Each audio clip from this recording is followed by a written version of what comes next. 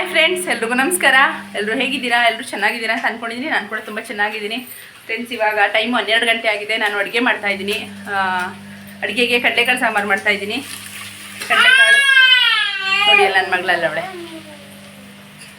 ಇಲ್ಲ ಅವಳೆ ನೋಡಿ, ಕಾಣಿಸ್ತಾ ಇದೆಯಾ? ಅವಳ ವಾಕರಲ್ಲಿ ಕೂರಿಸ್ಕೊಂಡು ಬಿಸ್ಕೆಟ್ ಕೊಟ್ಟಿದ್ದೀನಿ. ಇಟ್ಕೊಂಡು ಸುಮ್ಮನೆ ತಿನ್ನಲ್ಲ ಬಿಸ್ಕೆಟ್ನ, ಸುಮ್ಮನೆ ಇಟ್ಕೊಂಡು ಆಟ ಆಡ್ತಾವಳೆ. ನಾನು ಅಡುಗೆ ಮಾಡ್ಕೊಬಿಡೋಣ ಅಂತ ಈ ಕಡೆ ರೈಸ್ ಇಟ್ಟಿದ್ದೀನಿ. ಇವತ್ತು ರೆಡ್ ರೈಸ್ ಮಾಡ್ತಾಯಿದ್ದೀನಿ. ರೆಡ್ ರೈಸಲ್ಲಿ ಅನ್ನ ಮಾಡ್ತಾಯಿದ್ದೀನಿ. ಈ ಕಡೆ ಕಡಲೆಕಾಳು ಸಾಂಬಾರು ಮಾಡ್ತಾಯಿದ್ದೀನಿ. ಕಾಳು ಮತ್ತು ಒಂದು ಆಲೂಗಡ್ಡೆ ಹಾಕಿದ್ದೀನಿ, ಅದು ಬೇಯ್ತಾ ಇದೆ. ಖಾರ ರುಬ್ಕೋಬೇಕು, ಮಸಾಲೆಗೆಲ್ಲ ರೆಡಿ ಮಾಡಿ ಇಟ್ಟಿದ್ದೀನಿ. ಅವಳು ಮಿಕ್ಸಿಗೆ ಎದುರ್ಕೊಳ್ತಾಳೆ, ಅವಳು ಆಚೆ ಬಿಟ್ಟು ಬಂದು ನಾನು ರುಬ್ಕೋಬೇಕು. ಅದಾದಮೇಲೆ ಪಾತ್ರೆ ತೊಳಿಬೇಕು, ಸ್ವಲ್ಪ ಪಾತ್ರೆ ಇದೆ. ಇವತ್ತು ಸ್ವಲ್ಪ ಕೆಲಸನೇ ಆಗೋಯ್ತು. ಇವಾಗ ಪರವಾಗಿಲ್ಲ, ನನಗೆ ಹುಷಾರಾಗಿದ್ದೀನಿ. ನೆನ್ನೆ ತನಕನೂ ಸಿಕ್ಕಾಬಿಟ್ಟೆ ಆಗ್ತಾನೆ ಇರಲಿಲ್ಲ, ತುಂಬ ಸುಸ್ತಾಗ್ತಿತ್ತು. ನನ್ನ ಹಸ್ಬೆಂಡ್ ಹಾಸ್ಪಿಟ್ಲಿಗೆ ಹೋಗ್ಬಿಟ್ಟು ಬ್ಲಡ್ಗೆ ಟೆಸ್ಟ್ ಮಾಡಿಸೋಣ, ಬ್ಲಡ್ ಟೆಸ್ಟ್ ಮಾಡಿಸ್ಬಿಟ್ಟೆ ಬರೋಣ ಅಂತ ಹೇಳಿದ್ರು. ಬಟ್ ಏನೋ ಸರಿ ಹೋಗಿದ್ದೀನಿ, ಇವಾಗ ಪರವಾಗಿಲ್ಲ. ಏನೋ ಗೊತ್ತಿಲ್ಲ, ಒಂದು 15 ದಿನದ ಮೇಲಾಯಿತು. ಒಂದಿನ ಬಿಟ್ಟು ಒಂದಿನ ಈ ಥರ ಹುಷಾರು ತಪ್ತಾನೆ ಇತ್ತು. ಒಂದಾದ್ಮೇಲೆ ಒಂದಿನ ಬ್ಯಾಕ್ ಪೇಯ್ನು, ಒಂದಿನ ಜ್ವರ, ಒಂದಿನ ಮೈಕೈ ನೋವು, ಈ ಥರ ಏನಾದ್ರು ಒಂದು ಬರ್ತಾನೆ ಇತ್ತು. ಇವಾಗ ಓಕೆ, ಸ್ವಲ್ಪ ಕೆಮ್ಮಿದೆ ಅಷ್ಟೇ, ಇನ್ನೇನಿಲ್ಲ. ಇನ್ನೇನು ಅಷ್ಟೇ. ಇನ್ನು ಈಗ ಬ್ಲಾಗ್ ಸ್ಟಾರ್ಟ್ ಮಾಡೋಣ ಅಂದ್ಕೊಂಡು ಸ್ಟಾರ್ಟ್ ಮಾಡ್ತಾಯಿದ್ದೀನಿ. ಬ್ಲಾಗ್ ಸ್ಟಾರ್ಟ್ ಮಾಡೋಣ, ಜಸ್ಟ್ ಒಂದು ಕ್ಯಾಶುವಲ್ ಬ್ಲಾಗ್ ಅಷ್ಟೇ ಇದು. ಪರ್ಟಿಕ್ಯುಲರ್ ಈ ಥರ ಅಂತೇನಿಲ್ಲ, ಒಂದು ರ್ಯಾಂಡಮಾಗಿ ಸ್ಟಾರ್ಟ್ ಮಾಡಿದ್ದೀನಿ ಸುಮ್ಮನೆ. ಬನ್ನಿ ಬ್ಲಾಗ್ನ ಸ್ಟಾರ್ಟ್ ಮಾಡೋಣ. ಆ್ಯಂಡ್ ನನ್ನ ಚಾನಲ್ ಇನ್ನೂ ಯಾರಾದರೂ ಸಬ್ಸ್ಕ್ರೈಬ್ ಮಾಡಿದೆ ನೋಡ್ತೀರಾ, ಪ್ಲೀಸ್ ಸಬ್ಸ್ಕ್ರೈಬ್ ಮಾಡ್ಕೊಂಡು ನೋಡಿ. ಪ್ಲೀಸ್ ನನಗೆ ಸಪೋರ್ಟ್ ಮಾಡಿ. ಹಾಗೆ ಮಿನಿ ಬ್ಲಾಗ್ಗೆ ಪರವಾಗಿಲ್ಲ ರೆಸ್ಪಾನ್ಸ್ ಚೆನ್ನಾಗಿ ಬರ್ತಾಯಿದೆ ನನಗೆ. ಸೊ ನೀವೇ ಕಮೆಂಟ್ ಮಾಡಿ. ಮಿನಿ ಬ್ಲಾಗು ನಾನು ಒಂದಿನ ಮಿನಿ ಬ್ಲಾಗು, ಒಂದಿನ ಲಾಂಗ್ ವಿಡಿಯೋ ಈ ಥರ ಅಪ್ಲೋಡ್ ಮಾಡ್ತಾಯಿದ್ದೀನಿ. ಇದು ಓಕೆನಾ? ಅಥವಾ ನಿಮಗೆ ಎವ್ರಿಡೇ ಲಾಂಗ್ ವಿಡಿಯೋ ಮಾಡೋಕ್ಕಾಗಲ್ಲ, ನನಗೆ ಕಷ್ಟ ಆಗುತ್ತೆ. ಮಿನಿ ಬ್ಲಾಗ್ನ ಡೈಲಿ ಅಪ್ಲೋಡ್ ಮಾಡಬೇಕಾ ಹೇಗೆ ಅಂತ ಒಂದು ಕಮೆಂಟ್ ಮಾಡಿ ನನಗೆ ತಿಳಿಸಿ. ನಾನು ಆಗ ಅದ್ರ ಪ್ರಕಾರನೇ ಮಾಡ್ತೀನಿ. ಇವಾಗ ನಾನು ಒಂದಿನ ಲಾಂಗ್ ವಿಡಿಯೋ, ಒಂದಿನ ಮಿನಿ ಬ್ಲಾಗ್ ಆ ಥರ ಮಾಡ್ತಾಯಿದ್ದೀನಿ. ಅಂದರೆ ವಿಡಿಯೋ ಮಾಡ್ಕೊಬಿಡ್ಬೋದು, ಬಟ್ ಎಡಿಟಿಂಗ್ ಮಾಡೋಕ್ಕೆ ಸ್ವಲ್ಪ ಕಷ್ಟ ಆಗುತ್ತೆ. ಪಾಪ ಇಟ್ಕೊಂಡು ನಂಗೆ ಎಡಿಟ್ ಎಲ್ಲ ಮಾಡೋಕ್ಕಾಗಲ್ಲ, ಅದಕ್ಕೋಸ್ಕರ. ಸರಿ ಬನ್ನಿ, ಈಗ ವ್ಲಾಗ್ನ ಸ್ಟಾರ್ಟ್ ಮಾಡೋಣ. ಎಲ್ಲ ಸ್ಕಿಪ್ ಮಾಡಿದೆ, ವ್ಲಾಗ್ನ ಕಂಟಿನ್ಯೂಸ್ ಆಗಿ ನೋಡಿ ಅಷ್ಟೇ. ವಾಷಿಂಗ್ ಮಿಷಿನ್ಗೆ ಬಟ್ಟೆ ಹಾಕಿದ್ದೀನಿ, ನೀನು ಆಗ್ತಾ ಇದೆ. ಎಷ್ಟು? 605? ಎಷ್ಟು ದಿನ ಬರುತ್ತೆ ಚೆಕ್ ಮಾಡಬೇಕಿದು. ಇದು ರೈಸು ಬೇಯಿಸಿದ್ದೀನಿ, ಆಗಿದೆ. ಸ್ವಲ್ಪ ನೀರು ಉಳ್ಕೊಂಬಿಟ್ಟಿತ್ತು, ಅಂದರೆ ಗಂಜಿ ಥರ ನೋಡಿ. ಇಲ್ಲಿ ಗಂಜಿ, ಅದನ್ನು ಸಪ್ರೇಟ್ ಒಂದು ಬೌಲಲ್ಲಿ ಎತ್ತಿಟ್ಕೊಂಡಿದ್ದೀನಿ. ಆಮೇಲೆ ಕುಡಿಬೋದು, ಅದು ತುಂಬ ಒಳ್ಳೆಯದು ಡೈಜೆಷನ್ಗೆ.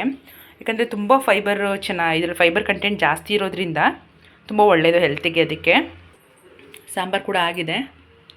ಇದು ಏನು ಭತ್ತದ್ದು ಏನು ಸಿಪ್ಪೆ ಇರುತ್ತೆ ಅದನ್ನು ಮಾತ್ರ ತೆಗೆದಿರ್ತಾರೆ, ಇನ್ನು ಎಕ್ಸ್ಟ್ರಾ ಒಂದು ಸ್ವಲ್ಪ ಕೂಡ ಪಾಲಿಷ್ ಕೊಟ್ಟಿರೋದಿಲ್ಲ.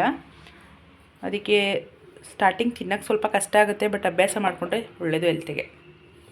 ಇವಾಗ ಊಟ ಹಾಕ್ಕೊಂಡೋಗಿ ಊಟ ಕೊಡಬೇಕು ನನ್ನ ಹಸ್ಬೆಂಡ್ಗೆ. ಮುದ್ದೆ ಮಾಡಲಿಲ್ಲ, ಸಂಜೆ ಮಾಡೋಣ ಅಂದ್ಕೊಂಡು ಮುದ್ದೆ ಮಾಡಿಲ್ಲ ಇವತ್ತು. ರೈಸ್ ಆ್ಯಂಡ್ ಸಾಂಬಾರು ನೋಡಿ. ನನಗೆ ಊಟ ಹಾಕ್ಕೊಂಡಿದ್ದೀನಿ, ಇವಾಗ ಊಟ ಮಾಡಬೇಕು.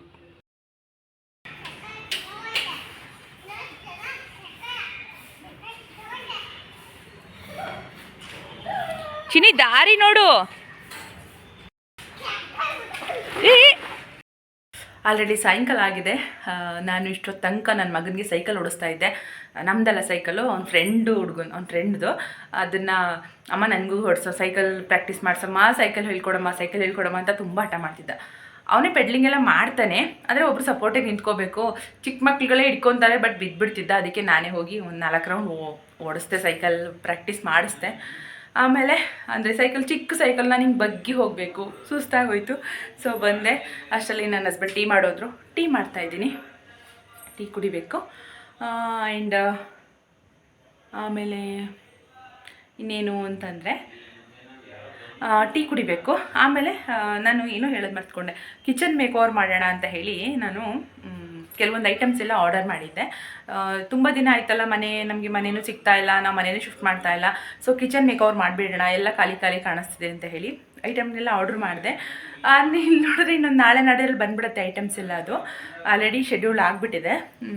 ಬ್ರೋಕರ್ ಫೋನ್ ಮಾಡಿದ್ದಾರೆ, ಒಂದು 4-5 ಮನೆಗಳಿದೆ, ಬಂದು ನೋಡ್ಕೊಂಡು ಹೋಗಿ ಅಂತ ಹೇಳಿ. ನನ್ನ ಹಸ್ಬೆಂಡ್ ಇವಾಗ ಟೀ ಕುಡ್ಬಿಟ್ಟು ಹೋಗ್ತೀನಿ ಅಂತ ಹೇಳ್ತಿದ್ದಾರೆ. ನನಗೆ ನಿಜವಾಗ್ಲೂ ಗೊತ್ತಾಗ್ತಿಲ್ಲ ಏನು ಮಾಡಬೇಕು ಅಂತ. ಕಿಚನ್ ಮೇಕ್ ಓವರ್ ಮಾಡಲಾ ಬೇಡವಾ ಅಂತ ಗೊತ್ತಾಗ್ತಿಲ್ಲ. ಸೊ ಪ್ಲೀಸ್ ಕಮೆಂಟ್ ಮಾಡಿ, ತುಂಬ ಕನ್ಫ್ಯೂಸ್ ಆಗ್ತಿದೆ ನನಗೆ, ಕಿಚನ್ ಮೇಕ್ ಓವರ್ ಮಾಡಲಾ ಬೇಡವಾ ಅಂತ. ಅಂದರೆ ಇಮಿಡಿಯೇಟ್ ಮನೆ ಸಿಕ್ಕರೆ ಖಾಲಿ ಮಾಡ್ತೀವಿ.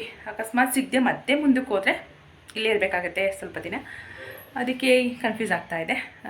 ಇನ್ನೇನಿಲ್ಲ, ಈಗ ಟೀ ಕುಡಿಬೇಕು. ಆಮೇಲೆ ಬಟ್ಟೆ ವಾಷಿಂಗ್ ಮಿಷಿನ್ಗೆ ಹಾಕಿದ್ದೆ, ಅದು ಒಗ್ದಾಯಿತು. ಒಣಗಾಕಿದ್ದೀನಿ. ಒಣಗಾಕಿರೋ ಬಟ್ಟೆ ಬಂದಿಟ್ಟಿದ್ದೀನಿ, ಅದನ್ನು ಮಡಚಿಲ್ಲ. ಸಿಕ್ಕಾಬಟ್ಟೆ ಇದೆ. ಲಾಸ್ಟ್ ವೀಕ್ ಅಂದರೆ ಲಾಸ್ಟ್ ಸತಿದು ಕೂಡ ಮಡಚಿಲ್ಲ. ನನ್ನ ಮಗಳು ಹಸ್ಬೆಂಡ್ ಹತ್ರ ಕೂತ್ಕೊಂಡಿದ್ದಾಳೆ. ಅವಳು ಅಳೋ ಅಷ್ಟರೊಳಗಡೆ ಟೀ ಮಾಡಿ ಕೊಟ್ಬಿಟ್ಟು ನಾನು ಬಟ್ಟೆ ಎಲ್ಲ ಮಡಚಿರ್ಬೇಕು ಅಷ್ಟೇ. ನೀವು ನೋಡಿದ್ರ ಅವ್ನು ಹೋಗಿದ್ದು? ಓಡೋದ್ರಾ? ಒಬ್ರು ನರಸಿಂಹ ಅಂತ ಇದ್ದಾರೆ ಇಲ್ಲಿ, ಅವ್ರ ಜೊತೆ ಅವರೇ ಪ್ಲಾನ್ ಮಾಡ್ತಾ ಇರೋದು. ನಿಶಾಂತ್ ಎಲ್ಲಪ್ಪ ಹುಡ್ಕೋದು.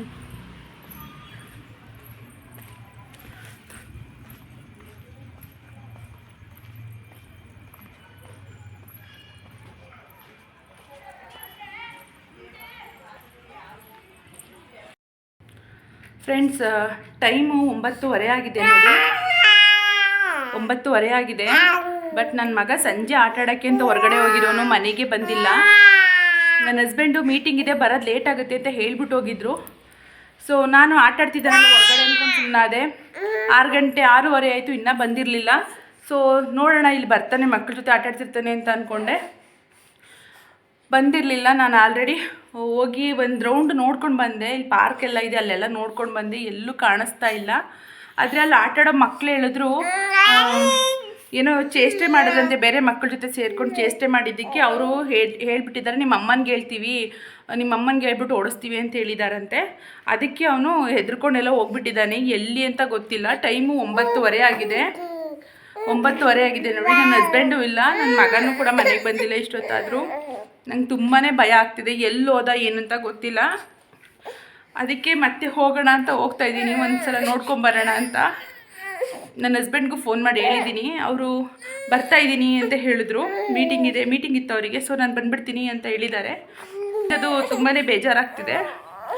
ಅವನ್ನ ಹೋಗಿ ನೋಡ್ಕೊಂಡು ಕರ್ಕೊಂಡು ಬರ್ತೀನಿ. ನೋಡೋಣ, ಹುಡುಕ್ತೀನಿ ಎಲ್ಲಿ ಸಿಗ್ತಾನೆ ಅಂತ.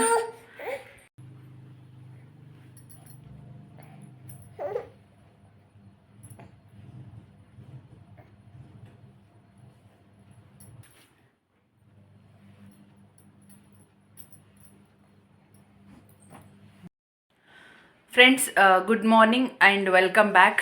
ಇದು next day morning. Time already 10:30 ಆಗಿದೆ. ಬೆಳಗ್ಗೆ ಬ್ರೇಕ್ಫಾಸ್ಟ್ ಎಲ್ಲ ಮುಗೀತು. ಪೂರಿ ಮಾಡಿ ಹಾಲು ಸಾಗು ಮಾಡಿದ್ದೆ, ಆಯಿತು. ನನ್ನ ಮಗ ಕೂಡ ಅದನ್ನೇ ತಿನ್ಬಿಟ್ಟೋದ, ಹಸ್ಬೆಂಡಿಗೂ ಅದೇ ಆಯಿತು. ಬಾಕ್ಸ್ಗೂ ಅದನ್ನೇ ಹಾಕ್ಕೊಟ್ಟಿದ್ದೀನಿ ಇವತ್ತು. ಸೊ ಬೇರೇನೂ ಮಾಡೋಕ್ಕಾಗಲಿಲ್ಲ. ಫ್ರೂಟ್ಸು ಎಲ್ಲ ಖಾಲಿಯಾಗಿಬಿಟ್ಟಿದೆ. ಸೊ ಬರೀ ಪೂರಿನೇ ಕೊಟ್ಟು ಕಳಿಸಿದ್ದೀನಿ ಇವತ್ತು. ಆ್ಯಂಡ್ ನಂದು ಕೂಡ ಬ್ರೇಕ್ಫಾಸ್ಟ್ ಎಲ್ಲ ಆಯಿತು. ನಾನು ಇವತ್ತು ಪೂರಿನೇ ತಿಂದಿದ್ದೀನಿ. ತುಂಬ ದಿನ ಆಗಿತ್ತು ಪೂರಿ ತಿಂದು. ಅದಕ್ಕೆ ಓಟ್ಸ್ ಏನು ತಿನ್ನಲಿಲ್ಲ, ಪೂರಿನೇ ತಿಂದೆ. ಜಾಸ್ತಿ ತಿನ್ನಲಿಲ್ಲ, ಆದರೆ ಒಂದು 3 ತಿಂದೆ ಅಷ್ಟೇ. ಅದಾದಮೇಲೆ ಪಾಪಗೂ ಇನ್ನೂ ಸ್ನಾನ ಮಾಡಿಸಿಲ್ಲ ಅವಳಿಗೆ. ಬಟ್ ಬಟ್ಟೆ ಚೇಂಜ್ ಮಾಡಿ, ಅಂದರೆ ಮೈಯೆಲ್ಲ ಒರೆಸ್ಬಿಟ್ಟು ವೆಟ್ ವೈಪ್ಸಲ್ಲಿ ಬಟ್ಟೆ ಚೇಂಜ್ ಮಾಡಿ ಇರಿಸ್ಕೊಂಡಿದ್ದೀನಿ. ಆಮೇಲೆ ಸ್ನಾನ ಮಾಡಿಸ್ಬೇಕು. ನಾನು ಇನ್ನೂ ಫ್ರೆಶ್ ಅಪ್ ಏನು ಆಗಿಲ್ಲ. ಸೊ ವಿಡಿಯೋ ಎಂಡ್ ಮಾಡೋಣ ಅಂದ್ಕೊಂಡು ಬಂದೆ. ಏನಪ್ಪ ಅಂದರೆ, ನಿನ್ನೆ ನೈಟ್ ಏನಾಯಿತು ಅಂದರೆ, ನನ್ನ ಮಗನ ಹುಡ್ಕೊಂಬರೋಕ್ಕೆ ಅಂತ ಹೋದ್ನಲ್ಲ ನಾನು. ಅವನು ಸಿಕ್ಕಿದ ಕೊನೆಗೆ ಮನೆಗೆ ಕರ್ಕೊಂಬರೋ ಅಷ್ಟರೊಳಗಡೆ ಒಂದು 10 ಗಂಟೆ 10:15 ಆಗಿತ್ತು.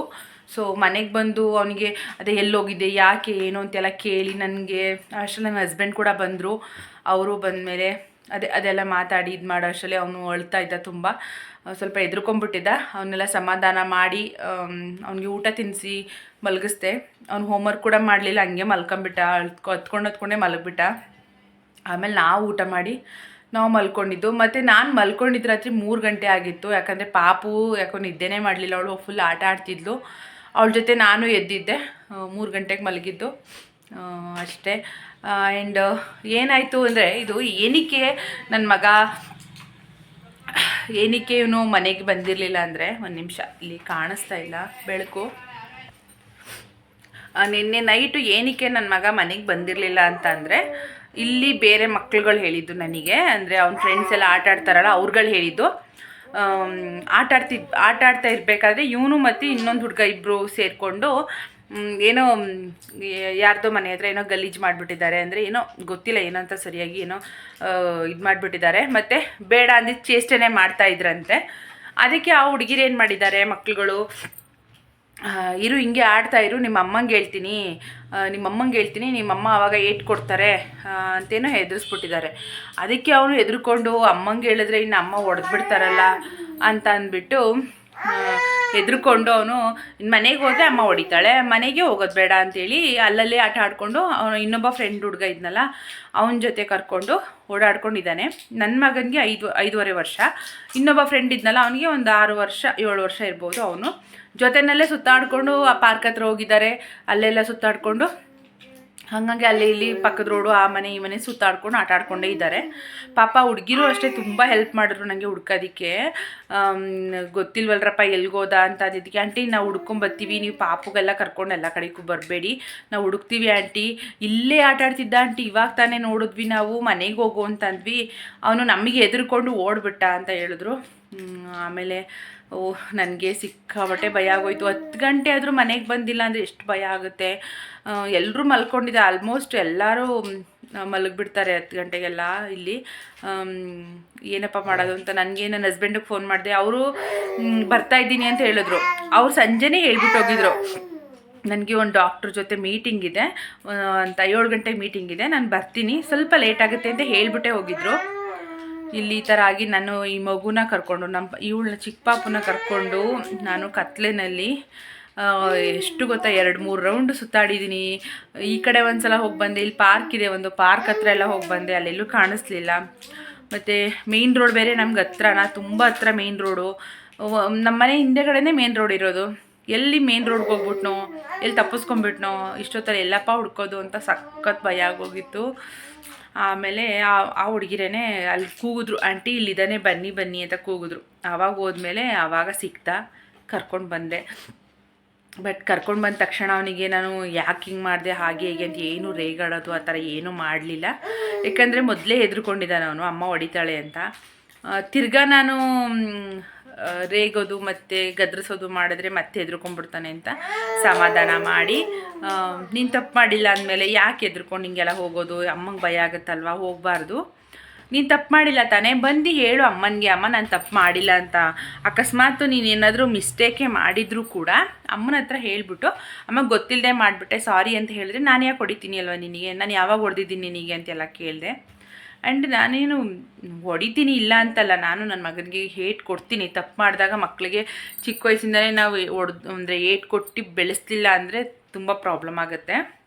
ನಾನು ಕೂಡ ಹೊಡಿತೀನಿ, ಅಂದರೆ ತೀರಾ ಅಷ್ಟೊಂದು ಹೊಡೆಯಲ್ಲ, ಯಾವಾಗಾದರೂ ಒಂದೊಂದು ಸಲ ತಪ್ಪು ಮಾಡಿದಾಗ ಆ ತಪ್ಪಿಗೆ ಇನ್ನೊಂದು ಸಲ ತಪ್ಪು ಮಾಡಬಾರ್ದು ಅನ್ನೋಕ್ಕೋಸ್ಕರ ಒಂದು ಏಟ್ ಕೊಡ್ತೀನಿ, ಅದು ಬಿಟ್ಟರೆ ಇಲ್ಲ.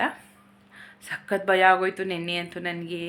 ಎಷ್ಟು ಒಂಥರ ಏನೇನೋ ತಲೆಗೆ ಏನೇನೋ ಥಿಂಕಿಂಗ್ ಬಂದ್ಬಿಡ್ತು. ಮೇನ್ ರೋಡ್ ಬೇರೆ ಹತ್ರ ಇದೆ, ಆಚೆ ಎಲ್ಲರೂ ಹೋಗ್ಬಿಟ್ಟು ತಪ್ಪಿಸ್ಕೊಂಡ್ಬಿಟ್ರೆ, ಇಲ್ಲಾಂದರೆ ಅಮ್ಮ ಹೊಡಿತಾಳೆ ಅಂತ ಯಾವ್ದಾದ್ರು ಪಾರ್ಕಲ್ಲಿ ಎಲ್ಲರೂ ಹೋಗಿ ಬಚ್ಚಿಟ್ಕೊಂಡು ಕೂತ್ಕೊಂಡ್ರೆ ಕತ್ಲಲ್ಲಿ ಕಾಣಿಸಲ್ಲ. ಇನ್ನು ನೈಟು ಎಲ್ಲೋ ಏನು ಮಾಡ್ತಾನೆ, ಎಲ್ಲಿ ಮಲ್ಕೊಂಡ್ನಪ್ಪ, ನನಗೆ ಏನೇನೋ ಥಿಂಕಿಂಗ್ ಬಂದುಬಿಡ್ತು. ಒಂದು 5 ನಿಮಿಷಕ್ಕೆ ನನ್ನ ತಲೆಯಲ್ಲಿ ಏನೇನೋ ಓಡೋಕ್ಕೆ ಸ್ಟಾರ್ಟ್ ಆಗೋಯ್ತು, ಸಖತ್ ಭಯ ಆಗೋಯ್ತು. ಆಮೇಲೆ ನನ್ನ ಹಸ್ಬೆಂಡ್ ಬಂದರು, ಅವರು ಅದೇ ಕೇಳ್ತಿದ್ರು. ನಾನು ಮೊದಲೇ ಹೇಳ್ಬಿಟ್ಟೆ ಫೋನ್ ಮಾಡಿಬಿಟ್ಟು, ಅವ್ನಿಗೇನು ಬೈಯೋದು ಗದ್ರಿಸೋದೆಲ್ಲ ಮಾಡೋದು ಬೇಡ, ಬಂದು ಸಮಾಧಾನವಾಗಿ ಮಾತಾಡಿ ಅಂತ. ಆಮೇಲೆ ಏನು ಬೈಯೋಕ್ಕೇನು ಹೋಗಲಿಲ್ಲ, ಆದರೆ ಹೇಳಿದೆ, ನಾನು ಹೇಳೋ ರೀತಿನಲ್ಲಿ ಹೇಳಿದೆ, ಆಯ್ತಮ್ಮ ಸಾರಿ ಅಮ್ಮ, ಇನ್ನೊಂದ್ಸಲಿ ಮಾಡಲ್ಲ, ಏನೇ ಇದ್ದರೂ ಮನೆಗೆ ಬಂದುಬಿಡ್ತೀನಿ ಅಂತ ಅಂದ. ಯಾವಾಗಲೂ ಆ ಥರ ಮಾಡ್ತಿರ್ಲಿಲ್ಲ. ಒಂದು 6:30-7 ಗಂಟೆಗೆಲ್ಲ ಮನೆಗೆ ಬಂದುಬಿಡೋನು. ನೆನ್ನೆನೇ ಫಸ್ಟ್ ಟೈಮ್ 10 ಗಂಟೆ ತನಕ ಅವನು ಮನೆಯಿಂದ ಹೊರಗಡೆ ಇದ್ದಿದ್ದು. ತುಂಬ ಭಯ ಆಗೋಯ್ತು. ಹೇಳಿದ್ದೀನಿ ಮಕ್ಕಳು ಕಳ್ಳರು ಎತ್ಕೊಂಡು ಹೋಗ್ತಾರೆ ಅಂತೆಲ್ಲ ಹೇಳಿದ್ಮೇಲೆ, ಇಲ್ಲ ಅಮ್ಮ ಹೋಗಲ್ಲ ಇನ್ಮೇಲೆ ಅಂತ ಹೇಳಿದ್ದಾನೆ. ನೋಡಬೇಕು. ಸೊ ನಾನು ಇದನ್ನು ಏನಕ್ಕೆ ಶೇರ್ ಮಾಡಿಕೊಂಡೆ ನಿಮ್ಮ ಹತ್ರ ಅಂದರೆ, ಬೇಕಾದರೆ ಇದಕ್ಕೂ ಕೂಡ ನೆಗೆಟಿವ್ ಆಗಿ ಮಾತಾಡೋರು ಇರ್ತಾರೆ. ಓ ಹಂಗೆ ಏನು ಎಲ್ಲರ ಮನೆ ಮಕ್ಕಳಲ್ಲೂ ಇದಾಗೋದಲ್ವ ಹಾಗೆ ಹೀಗೆ ಅಂತ ಏನಾದ್ರು ಹೇಳ್ತಾರೆ. ಸೊ ನಾನು ಏನಕ್ಕೆ ಶೇರ್ ಮಾಡ್ಕೊಳ್ತಿದ್ದೀನಿ ಅಂದರೆ, ಮಕ್ಕಳ ಮನಸ್ಸು ತುಂಬಾ ಸೂಕ್ಷ್ಮ.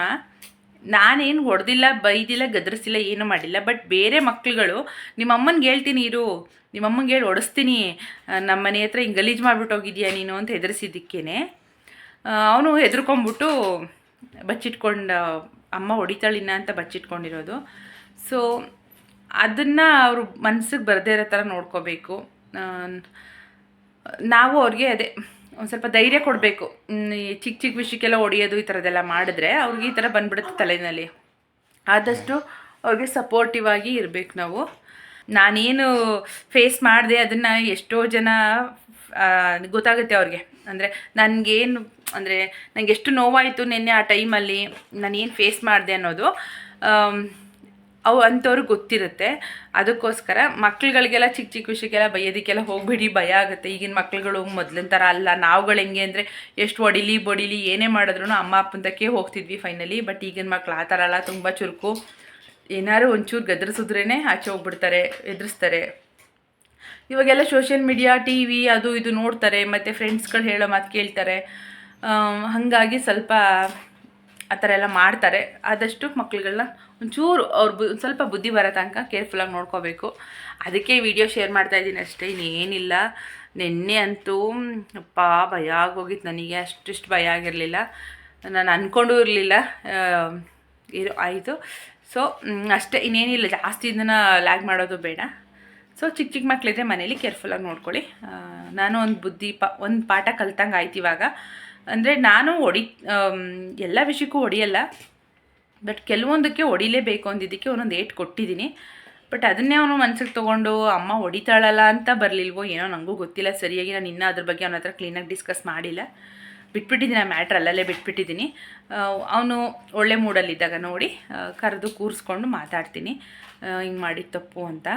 ನನ್ನಲ್ಲಿ ಏನಾದರೂ ಮಿಸ್ಟೇಕ್ಸ್ ಇದೆ ನಾನೇ ತಿದ್ಕೋತೀನಿ ಅಷ್ಟೇ, ಇನ್ನೇನಿಲ್ಲ. ಅಷ್ಟೇ ಫ್ರೆಂಡ್ಸ್, ಅದಕ್ಕೆ ಈ ವಿಡಿಯೋನ ಇಲ್ಲಿಗೆ ಎಂಡ್ ಮಾಡ್ತಾಯಿದ್ದೀನಿ. ಇನ್ನು ವ್ಲಾಗ್ ಕಂಟಿನ್ಯೂ ಮಾಡೋಕ್ಕೆ ಆಗಲ್ಲ. ಇವತ್ತು ಸ್ವಲ್ಪ ಮನೆಯೆಲ್ಲ ಕ್ಲೀನ್ ಮಾಡ್ಕೋಬೇಕು. ಹಾಗೆ ಪಾಪು ಮಲಗಿಸ್ಬೇಕು, ಅವಳನ್ನ ಮಲಗಿಸ್ಬಿಟ್ಟು ನಾನು ಸ್ವಲ್ಪ ರೆಸ್ಟ್ ಮಾಡಬೇಕು ಅಷ್ಟೇ, ಇನ್ನೇನಿಲ್ಲ. ಸೊ ನಾನು ನಿಮಗೆಲ್ಲ ನೆಕ್ಸ್ಟ್ ಬ್ಲಾಗಲ್ಲಿ ಸಿಗ್ತೀನಿ. ಅಲ್ಲಿ ತನಕ ಎಲ್ರಿಗೂ ಬಾಯ್ ಬಾಯ್ ಆ್ಯಂಡ್ ಟೇಕ್ ಕೇರ್.